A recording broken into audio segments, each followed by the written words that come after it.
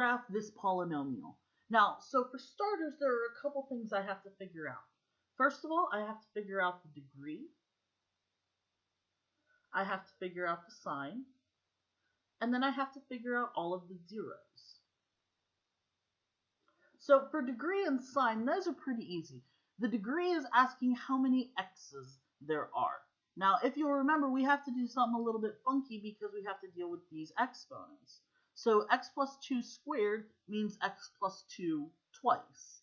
So I'm actually going to rewrite it. X plus 2, x plus 2, x minus 3 only happens once. There are no exponents on it. And then it's saying that x minus 9 is also happening twice. So x minus 9, x minus 9. So when I look at degree, when I look at how many x's are there, I have 1, 2, 3, 4, 5 of them. So this is a degree 5 polynomial.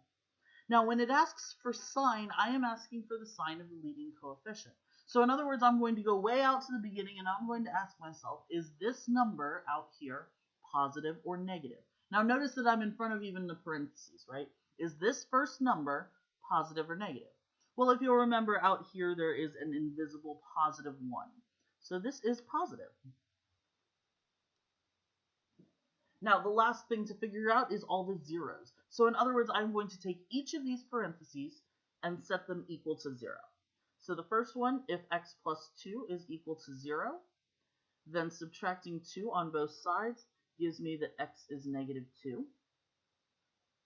You'll notice that this one will be exactly the same. So I'm just going to write it under there twice. It happens twice. The middle one, if x minus 3 is equal to 0, then I add 3 to both sides. And x is 3. Now that one does not happen twice. That one's all by its lonesome. And then the last one, x minus 9, happens twice. So I'm just going to write this one twice as well. So x minus 9 equals 0. Add 9 to both sides, and x is equal to 9. And then again, that's going to happen a second time, so I'm going to write that underneath it. All right. Now, when it comes to graphing this up, there is a chart that we need to remember about. Now, this chart was this guy. It had two things. It said that it was even or odd, and then it said that it was positive or negative. Now this told us what the end behavior was. I'm just going to draw arrows since this is pretty small. If it is even and positive, then it goes up on the left and up on the right. If it is odd and positive, it goes down on the left and up on the right. If it is even and negative, it goes down on both left and right. If it is odd and negative, it goes up on the left and down on the right. So we're going to use this to figure out the graph. This is degree 5. And 5 is an odd number, so it's one of these two.